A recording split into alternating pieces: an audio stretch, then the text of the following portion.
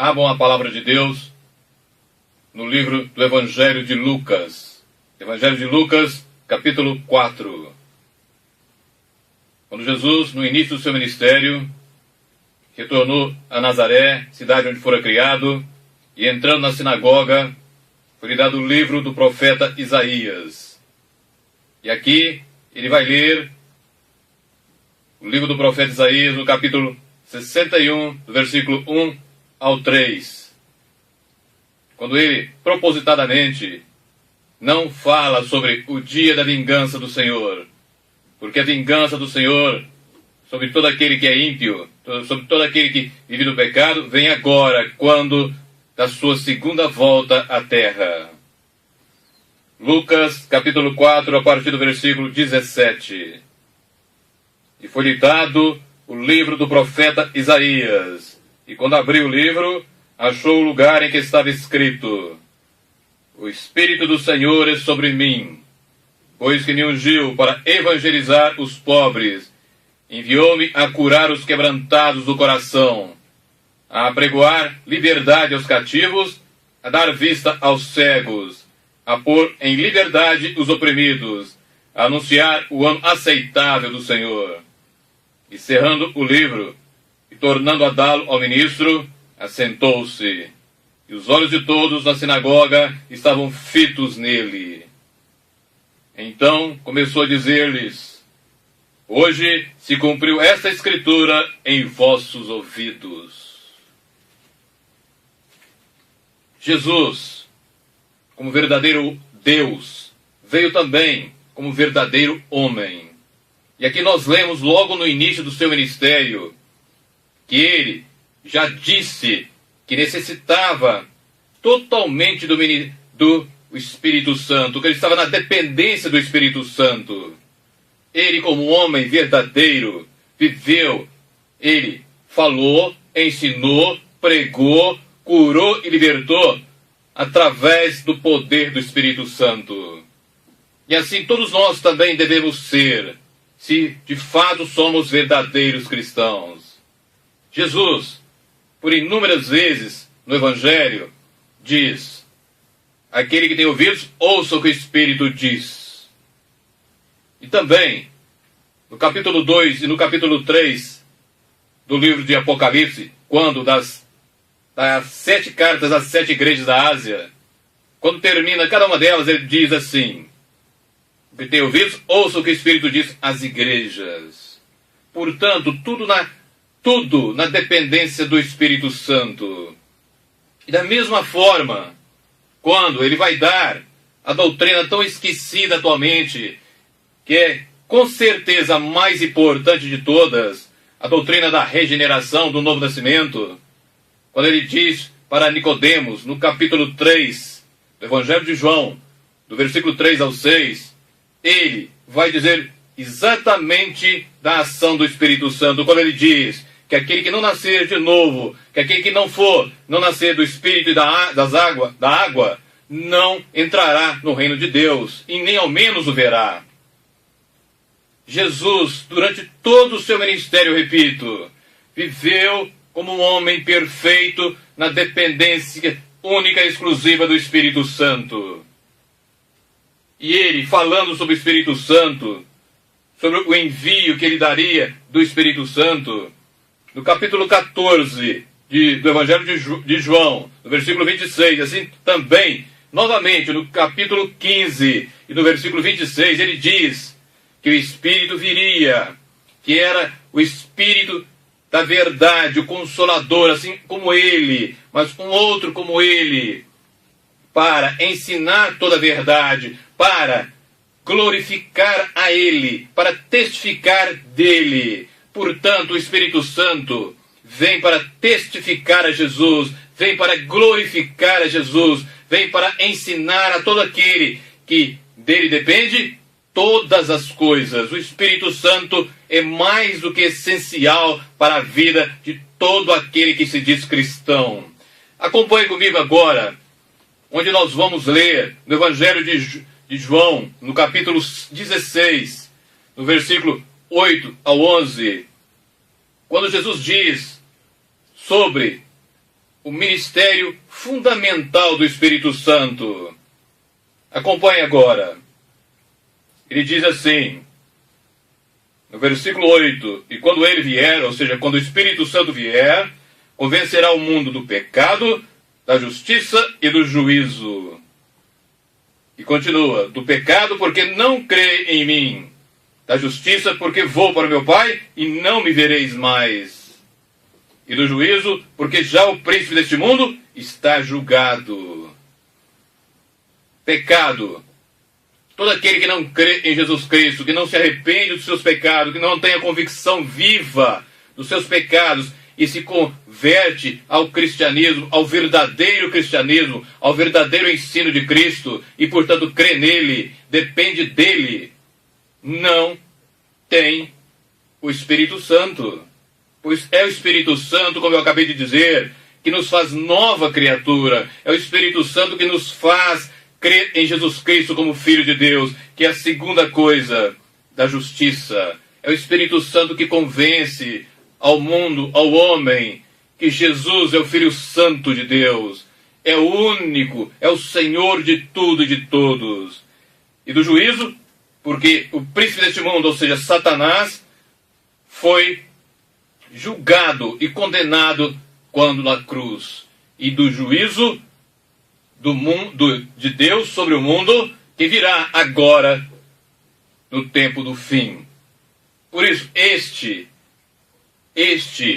é o tríplice ministério fundamental do Espírito Santo, convencer o homem ou o mundo do pecado, do juízo e da justiça. Por isso é necessário nos voltarmos para Ele, reconhecermos que sem Ele nós não podemos nada. Nós nada podemos fazer de bom se não for na dependência única e exclusiva do Espírito Santo. Por isso Jesus, antes de subir aos céus, quando estava dando as suas últimas instruções aos apóstolos, em Lucas 24, 49, assim como também no livro de Atos, capítulo 1, versículo 4, ele diz para que eles permanecessem em Jerusalém, para que não fizessem nada, não abrissem a igreja, não fizessem absolutamente nada, até que a promessa do Pai, ou seja, até que o Espírito Santo viesse sobre eles. Eles então deveriam ficar em Jerusalém, até que a promessa fosse cumprida, até que a promessa do Pai viesse sobre eles. E no versículo 5 do primeiro capítulo do livro de Atos, ele diz também aos apóstolos o seguinte: porque João batizou com água, mas vós sereis batizados com o Espírito Santo. E já Zacarias, o profeta Zacarias, no Antigo Testamento, no capítulo 4, versículo 6, diz o seguinte: veja bem a importância do Espírito Santo na vida de qualquer um de nós. Não por força, não por violência, mas pelo meu Espírito, diz o Senhor dos Exércitos. Ou seja, não no poder do homem, não na sabedoria do homem, não nos métodos humanos, não na capacidade do homem, mas tão somente pelo Espírito do Senhor. Para fazer alguma coisa é tão somente através do Espírito Santo. Senão passará de algo morno, algo que não tem vida, algo que não tem o respaldo da palavra, algo que não trará de fato aquilo que ele quer trazer. Ou seja, nós não podemos fazer nada para o reino de Deus a não ser através do Espírito Santo. E Atos, capítulo 1, versículo 8, Jesus diz, antes de subir aos céus também: e recebereis poder, quando descer sobre vós o Espírito Santo, e sereis minhas testemunhas em Jerusalém, em toda a Judeia, Samaria, até os confins da terra. Aqui no original grego é poder, virtude, é poder real, poder concreto. Portanto, é o Espírito Santo que nos capacita a realizar qualquer coisa para Deus, para que de fato seja conforme Ele quer, da maneira que Ele quer, para a glória dEle tão somente. E assim nós vemos que aqueles que permaneceram em obediência a Ele, em oração, no cenáculo, 10 dias depois, como nós lemos no livro de Atos, capítulo 2, do versículo 1 ao 4, receberam o Espírito Santo, foram cheios do Espírito Santo. E de tal maneira eles foram que Pedro, quando realizou o seu primeiro sermão, aqueles que lá estavam e que ouviram, e nós lemos isso em Atos 2, versículo 37 e 38, eles compungiram-se em seus corações, ou seja, contristaram, tiveram a convicção de pecado, e se voltaram para eles, para os apóstolos, perguntando: irmãos, o que nós faremos? E Pedro e os apóstolos dizem: arrependei-vos dos vossos pecados, para que vocês sejam batizados no nome de Jesus Cristo, e recebereis o dom do Espírito Santo. Veja bem, e não é só para eles, é para todos nós que cremos, para todos aqueles que de fato são verdadeiros cristãos, que se convertem, que se arrependem dos seus pecados e voltam para Deus e acolhem a palavra viva do Deus vivo. Por isso nós precisamos, como nunca, ver isso, porque o Espírito Santo, se você lê o livro de Atos, é uma presença constante na igreja de Atos. Constantemente ele estava protegendo, orientando, conduzindo, seja através de Pedro, seja através de Paulo, de Estevão, de Filipe. Todos eles recebiam do Espírito Santo a confirmação daquilo que falavam através dos sinais, através dos prodígios, através dos milagres, que era como que uma estratégia de Deus para autenticar aquilo que foi pregado, aquilo que foi ensinado. E agora, acompanhe você comigo na carta aos Romanos, capítulo 8. A carta aos Romanos, no capítulo 8, traz uma teologia profunda sobre o Espírito Santo. Por isso eu quero compartilhar alguma coisa com os irmãos que estão aqui. E com todos vocês que vão me ver. Carta aos Romanos, capítulo 8, a partir do versículo de número 9. Veja bem, olha o que a palavra de Deus nos ensina. Vós, porém, não estáis na carne. Veja bem, se você é realmente um cristão verdadeiro, você não vive segundo a carne, você não vive na prática contínua do pecado. O pecado tem que ser um acidente na vida de um cristão. Vós, porém, não estáis na carne, mas no Espírito Santo. Se é que o Espírito de Deus habita em vós. Novamente, se. Portanto, se você é realmente um cristão, você não está na carne, você está segundo o Espírito, porque ele habita em você. Mas se alguém não tem o Espírito de Cristo, esse não é dele. Ele pode dizer sim, mas não é de Cristo, não é de Deus. E se Cristo está em vós, o corpo, na verdade, está morto por causa do pecado, mas o Espírito vive por causa da justiça. E ele continua: e se o Espírito Santo daquele que dos mortos ressuscitou a Jesus habita em vós, aquele que dos mortos ressuscitou a Cristo também vivificará o vosso corpo mortal pelo Espírito Santo que em vós habita. De maneira que, irmãos, somos devedores não à carne, para viver segundo a carne. Porque se viverdes segundo a carne, morrereis. Mas se pelo Espírito mortificardes as obras do corpo, vivereis. E ele termina o seu raciocínio dizendo, no versículo 14, porque todos os que são guiados pelo Espírito de Deus, esses são filhos de Deus. Eu vou repetir. Porque todos os que são guiados pelo Espírito de Deus, esses são filhos de Deus. Veja bem o ensinamento. O Espírito Santo é algo poderoso. É a terceira pessoa da Trindade. E ele quer estar conosco numa intimidade profunda a cada dia, a cada momento, mais intimamente conosco, nos protegendo, orientando e conduzindo nessa terra. Para que de fato façamos a vontade do Pai e glorifiquemos a Jesus Cristo. E não podemos deixar de falar o que está na primeira carta aos Coríntios, capítulo 12. 12, do versículo 7 ao versículo 11. Quando das manifestações do Espírito Santo, ou os dons espirituais. Porque a palavra de Deus diz assim, capítulo 12, da primeira carta aos Coríntios, do versículo 7 ao 11. Mas a manifestação do Espírito é dada a cada um para o que for útil. Para o que for útil. Aí ele continua. Porque a um pelo Espírito é dada a palavra de sabedoria, a outro a palavra da ciência, do conhecimento, da revelação. Pelo mesmo Espírito, a outro a profecia, a outro os dons de curar, a outro o poder de realizar maravilhas, a outro a fé. A fé, não esta fé que você crê ao atravessar a rua, mas não, a fé poderosa, a fé que procede do Espírito Santo, o dom da fé. E ainda, a variedade de línguas, a oração em línguas, a interpretação das línguas e a interpretação o discernimento dos Espíritos. Esses são os 9 dons relatados ou alistados na primeira carta aos Coríntios, capítulo 12, do versículo 7 ao 11. E no final, no versículo 11, ele diz o seguinte, veja bem. Mas um só e o mesmo Espírito Santo opera todas essas coisas. Agora guarde isso no seu coração. Repartindo particularmente a cada um como quer. É soberania de Deus. É Deus que dá. Não é o homem que tem. É Deus que dá. E cada um é responsável pelos dons que Deus dá.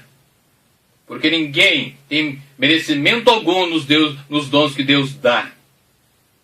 E a maneira correta de usar os dons espirituais não é essa que você vê na grande maioria daqueles que se dizem cristãos atualmente, que estão fazendo verdadeiras abominações e aberrações em nome de Deus, em nome do Espírito Santo. Quando o Espírito Santo não está presente na vida de cada um deles, não está presente nessas igrejas que dizem ser de Cristo, mas não são. Mas não são. E a maneira correta, como eu disse, é vivendo esses dons, aplicando esses dons, conforme Paulo ensina no capítulo 13, segundo o caminho do amor, e vivendo o verdadeiro amor. O amor que está tão bem descrito neste capítulo, e Jesus nos ensinou a vivê-lo.